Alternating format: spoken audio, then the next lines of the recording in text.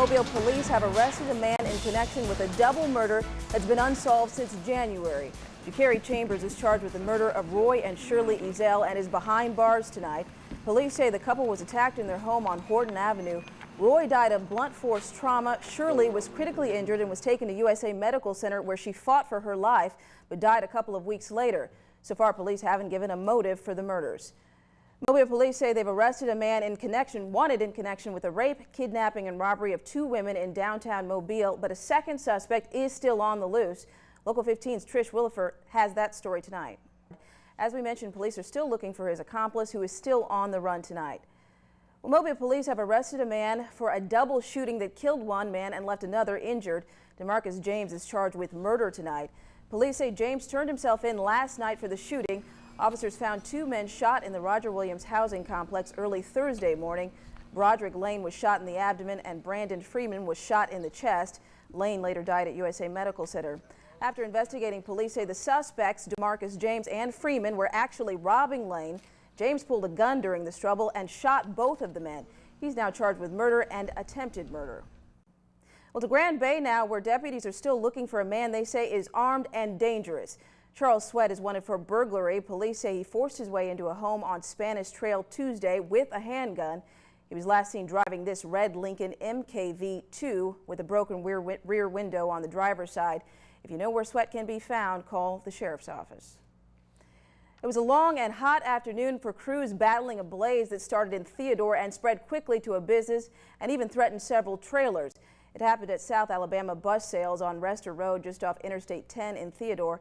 Thankfully, no one was injured. The firefighters were able to bring the blaze under control just before 6 o'clock tonight. Again, no one was injured, but the cause of the fire remains under investigation. Well, music filled the air in downtown Mobile today. It's the 2nd annual Midtown Music Festival, showcasing plenty of homegrown talent. And it wasn't just great tunes today. Break dancing, belly dancing, and even fire breathing kept the crowd entertained. All the acts have ties to the Gulf Coast, and the event was for a great cause. Proceeds from the music festival went to the Alabama Children's Hospital in Birmingham to help the victims of the tornadoes. Well, a pretty good day to get out and enjoy some music, but our inland counties saw some severe storms this afternoon and this evening. We've heard some rumbles of thunder around Mobile there tonight. Meteorologist Deidre Taste has your full forecast before the break. Well, more graphic testimony today in the Casey Anthony murder trial. A forensic insect expert says decompositional fluid and microscopic bugs that feed on it had been cleaned up from the trunk of Casey's car. He says based on his research, the body of a young child had been in that trunk for 3 to 5 days and was removed. The testimony helps put 2-year-old Kaylee Anthony's body in the car only her mother was driving. Eggs and larvae, because they're very tiny, could have been swept up, mopped up with that as the paper towels are used to clean up the material. Well, defense attorneys for Casey continue targeting her father, saying he helped to cover up the child's death. They showed a gas can in court today that had duct tape on it, the same brand of duct tape they say was found on Kaylee Anthony's remains. Well, Congressman Anthony Weiner of New York has asked for a leave of absence from his job. This comes after he admitted to sending sexually explicit photos of himself to young women on the internet.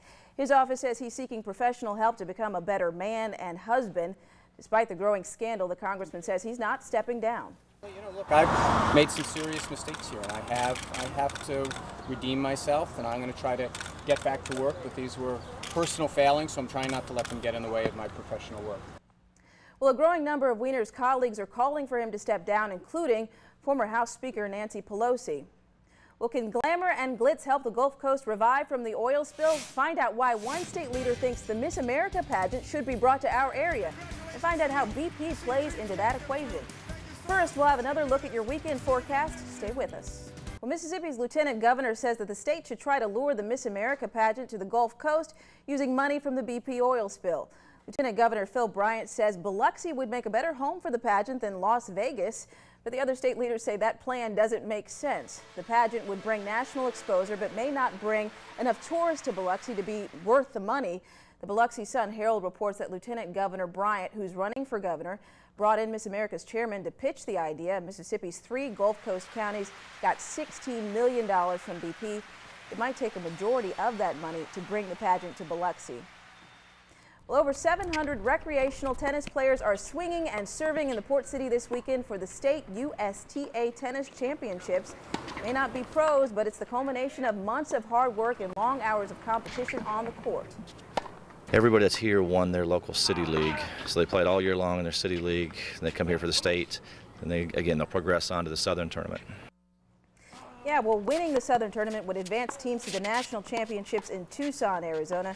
The Mobile Tennis Center is one of the largest public tennis complexes in the world.